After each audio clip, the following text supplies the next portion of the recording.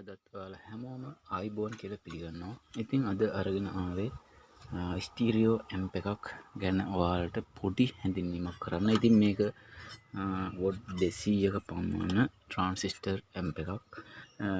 මේකේ ට්‍රාන්සිස්ටර් බැලුවොත් මේකේ තියෙන්නේ ඔක්කොම K1395. ඔව් K1395 තමයි ට්‍රාන්සිස්ටර් නම්බර එක වෙන්නේ. ඉතින් මේ 1395 එකම නම්බර එකකින් ට්‍රාන්සිස්ටර් 4ක් තියෙනවා මේකේ. ඉතින් ඊට වඩා බලුවොත් මේක ෆිට කරලම තියෙන්නේ. අපිට ෆිට කරගන්න දෙයක් නැහැ. ඔක්කොම කැලි ටික පාස්සලා තියෙන්නේ. ඉතින් මේ චයිනා අකුරු තියෙන නිසා මේක චයිනා වලින්ම තමයි එනව ඇත්තේ කියලා මම හිතනවා. බොහෝ දුරට බලුවොත් ෆියුස් දෙකක් තියෙනවා, ප්‍රොටෙක්ෂන් එක තියෙනවා. ඊට අමතර වෙන මොකුත් නැහැ. මේකේ බේස් ට්‍රිබල් ඒ කන්ට්‍රෝලර්ස් මොකුත් නැහැ. ලයින් ඉන් එක ඒක මෙතන ලයින් අවුට් එක සහ මෙතන අපේ සප්ලයි එක තියෙනවා වෝල්ට් 22ක් සහ 22ක් හෝ 24ක් ඒ අතර ප්‍රමාණයක් දෙන්න කියලා තමයි තියෙන්නේ. ඉතින් මෙච්චරයි මේකේ තියෙන්නේ. වැඩි විශේෂ දේවල් නැහැ. හීට් සින්ක් එක තියෙනවා. මේ පැත්ත බලුවොත් මේ විදිහට ඔක්කොම ටික පාස් කරලා තියෙනවා. ඉතින් අපිට අනිත් පැත්තෙන් වයර් ටික දාගන්න තමයි තියෙන්නේ. ඉතින් මේකේ මම දැන් චෙක් කරන්න යන්නේ. ගොඩක් ක්වොලිටි එක නම් හොඳයි. අපි බලමු කොහොමද කියලා මේකේ ක්වොලිටි එක. ඉතින් මම මේකට යොදා ගන්නවා ට්‍රාන්ස්ෆෝමර් එක මේක. ඉතින් මේක සබ් එකකින් අයින් කරපු ට්‍රාන්ස්ෆෝමර් එකක්. ඉතින් මේකේ අවුට්පුට් ගොඩක් තියෙනවා. ඉතින් මට අවශ්‍ය අවුට්පුට් එක විතරයි මේකට අරගන්නේ. මොකද වෝල්ටේජ් එකක ප්‍රමාණයන් වලට තියෙන වෝල්ට් 22 32 24 වෝල්ට් 12 වගේ මේක එක එක අවුට්පුට් තියෙනවා. ඉතින් මේ ඇම්ප් එකට අවශ්‍ය ප්‍රමාණය අවුට්පුට් එකක් විතරයි මම මේකෙන් අරගන්නේ. ඉතින් ඒ වගේම මට චෙක් කරගන්න මේකට අවශ්‍ය වෙනවා left right දෙකට කන්ට්‍රෝලර් දෙකක් ගන්නවා. එහෙම නැත්නම් ඔයාලට පුළුවන් ස්ටීරියෝ තනි කන්ට්‍රෝලර් එකකුත් මේකට යොදා ගන්න. ඉතින් ඒ වගේම RC jack base ඒවා මම දැන් මේකට පාස් කරනවා. පාස් කරගෙන ඉවර වෙලා අපි මේක චෙක් කරලා බලමු කොහොමද මේකේ ක්වොලිටි එක කියලා. මෙතනදී ඇම්ප් එකේ ලයින් ඉන් එක අපි වොලියුම් කන්ට්‍රෝලර් එකේ මැද පින් එකට තමයි පාස් ගන්න ඕන. මෙන්න මේ විදිහට මැද පින් එකට පාස් ගන්නවා. එක channel එකක්. ඒ වගේම අනිත් channel එකටත් මම අනිත් කන්ට්‍රෝලර් එකේ මැද පින් එකට මේ විදිහට පාස් ගන්නවා.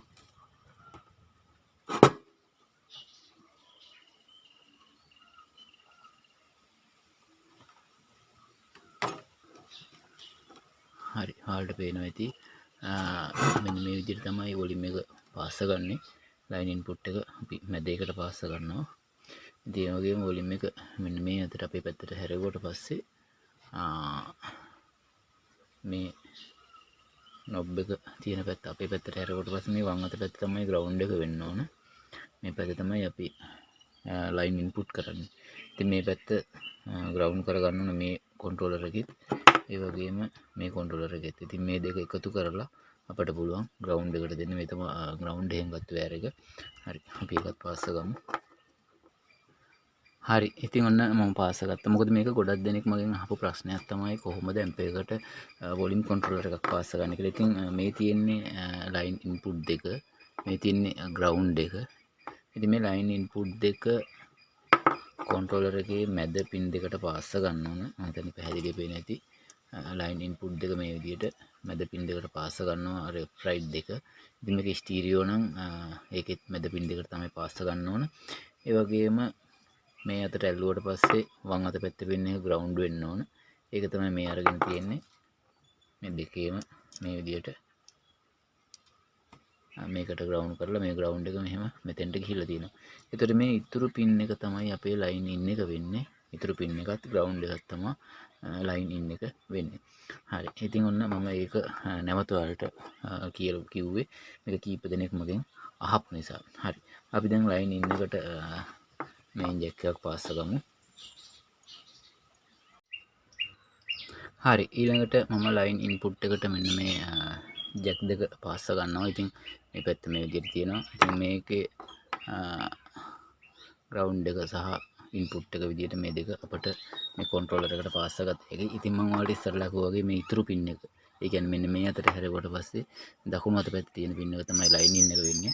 ඉතින් ඒකට අපිට මෙහෙම මේකේ ධන වයර් එක රතු වයර් එකත් ඒ වගේම කළු වයර් එක මේකේ මෙහෙම ග්‍රවුන්ඩ් එකටත් පාස් ගන්න පුළුවන්. ඒ විදිහට තමයි අපි අනිත් කන්ට්‍රෝලර් එකෙත් අනිත් ලයින් ඉන් එක පාස් ගන්න. හරි. මේක මම මෙන්න මේ විදිහට පාස් ගන්නවා දැන්.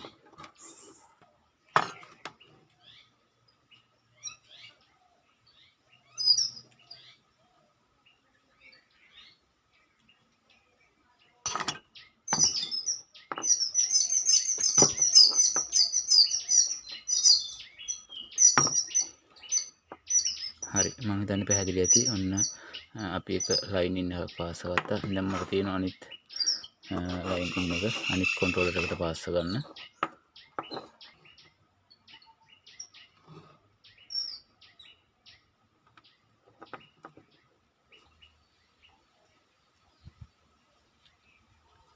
හරි මෙන්න මම left right channel දෙකේ line input දෙක පාස් ගත්තා. ඉතින් මම මෙතනින් බෝඩ් එකේ පාස් ගත්තේ මේ පැත්තේ මෙතන මට මේකට ක්ලික් කරන්න වයර් එකක් නැති නිසා තමයි මේ පැත්තෙන් පාස් ගත්තේ. අපිට ඊළඟට තියෙනවා දැන් line in එක හරි. අපිට ඊළඟට තියෙනවා ස්පීකර් out එක. ඒ කියන්නේ මෙන්න මෙතන තියෙනවා ස්පීකර් out එක. ඔයාලට පැහැදිලි පේනවා ඇති. R out L out සහ GND කියලා ගහලා. ඉතින් මෙතන තමයි අපේ left right output දෙක වෙන්නේ. මේ රිලේ එක හරහා තමයි ඒක ඇවිල්ලා තියෙන්නේ. ඉතින් මම එතනට පාස් ගන්නවා left right දෙකට වයර් කැලි දෙකක්. හරි. මෙතනදී මම මෙහෙම R out එක ඒ වගේම L out R out මේ විදිහට වයර් දෙක දා ගන්නවා.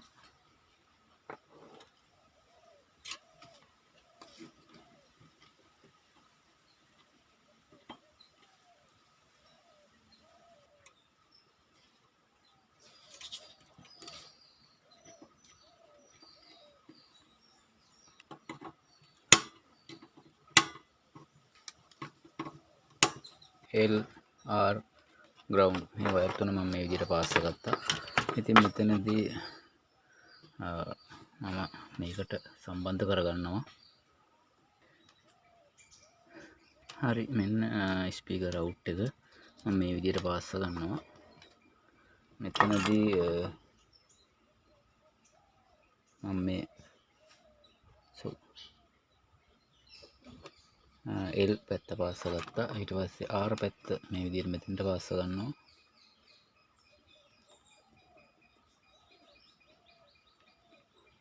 ග්‍රවුන්ඩ් එක විදිහට මේක තියෙන ස්පීකර් ලයින් දෙකේම තනි ලයින් එකක් තමයි ග්‍රවුන්ඩ් එක විදිහට එන්නේ.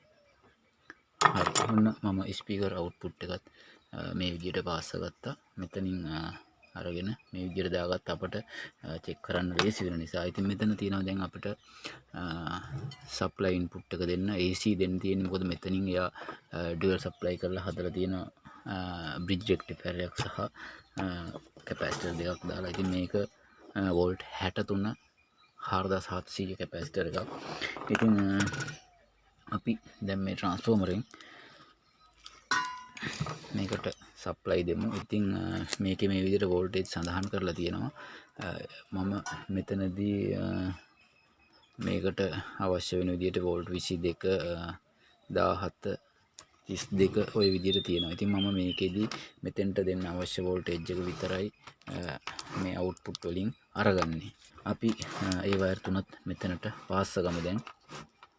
මේ වයර් තුනෙන් කළු එක තමයි ග්‍රවුන්ඩ් එක වෙන්නේ. මේ දෙක තමයි වෝල්ට් 22 අවුට් කරන වයර් දෙක වෙන්නේ. ඉතින් මම ග්‍රවුන්ඩ් එක මේකේ ග්‍රවුන්ඩ් එකට මේ විදිහට පාස් ගන්නවා. ඔයාලට පේනවා ඉතින් මෙතන ග්‍රවුන්ඩ් AC කියලා තියෙනවා. ඉතින් AC කියන දෙකට මේ කහ පාට වයර් දෙකත් ග්‍රවුන්ඩ් කියන එකට මේ කළු පාට වයර් එකත් මේ විදිහට පාස් ගන්නවා.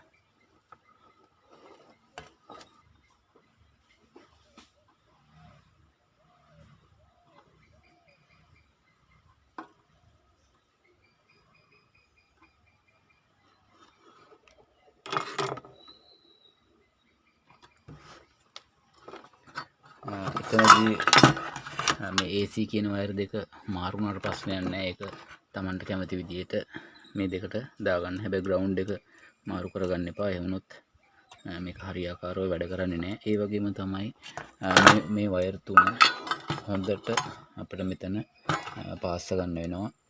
පෑස්සුම් බුරුල් වුණොත් මේක හරියට වැඩ කරන්නේ නැහැ. ඒ වගේම පිච්චෙන්නත් පුළුවන්. මේකට අවශ්‍ය වෝල්ටේජ් එක හරියටම ලැබෙන්නේ වෙනස් වෙනවා එක වයරයක් හරි ගැලවුණොත්. ඒ නිසා මේ වයර් තුන හොඳට බෝඩ් එකට පාස්ස ගන්න ඕනේ. හරි ඔන්න මම වයර් ටික පාස්ස ගත්තා. ඉතින් ඔයාලට මම ඉස්සෙල්ලා කිව්වා වගේ වොලියුම් දෙක පාස්ස නැහැටි මම හිතනවා පැහැදිලි ඇති කියලා. ඉතින් වොලියුම් දෙක පාස්ස ගත්තා. ඒ වගේම ලයින් ඉන්පුට් දෙක මෙතන තියෙන අපේ ස්පීකර් අවුට්පුට් එක සහ මෙතන අපේ පවර් සප්ලයි ට්‍රාන්ස්ෆෝමරෙන් ලබා දෙන සප්ලයි එක. ඉතින් දැන් අපිට තියෙන්නේ ට්‍රාන්ස්ෆෝමරේට සප්ලයි දීලා මේක චෙක් කරගන්න. හොඳයි මම එහෙනම් දැන් මේක බෆල් දෙකකට සම්බන්ධ කරලා චෙක් කරලා බලනවා කොහොමද කියලා. ඉතින් වැඩ ඉවරයි ඔක්කොම. ඉතින් මෙතන ට්‍රාන්ස්ෆෝමර් එක මේ විදිහට සප්ලයි දීලා තිනවා. හරි. ඉතින් ඔන්න ඔයාලට බලා ගන්න පුළුවන් මෙන්න මේ විදිහට තමයි. ඉතින් මේකේ පොඩි LED එකක් තියෙනවා මෙතන. මම සින්දුවක් ප්ලේ කරලා තියෙනවා.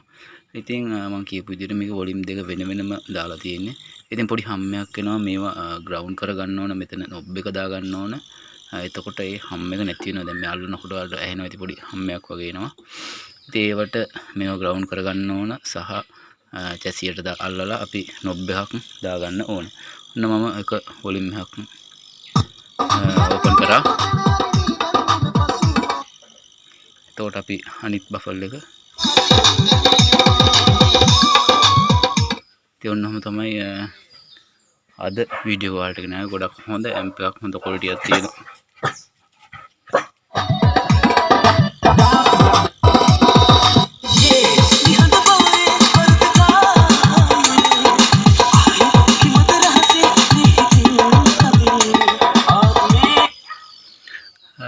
ඉතින් ඔන්න අද වීඩියෝ එකක් ගෙනාවා වලට ट्रांसिस्टर एम्पයක් වොට් 200ක ස්ටීරියෝ ඇම්පයක්. ඉතින් මේක මීට වඩා වොට් ගන්න වැඩි කරන්න පුළුවන්. අපිට ट्रांसिस्टर ඒ වගේම ट्रांसफॉर्मर එක කැපැසිටර් එක මාරු කරලා ඉතින් එහෙම වීඩියෝ එකක් ඉදිරියේදී කරමු. ඉතින් අදට ඔන්න හොඳ ක්වොලිටි ඇම්පයක් අපි ඔයාලට අරගෙන ආවේ.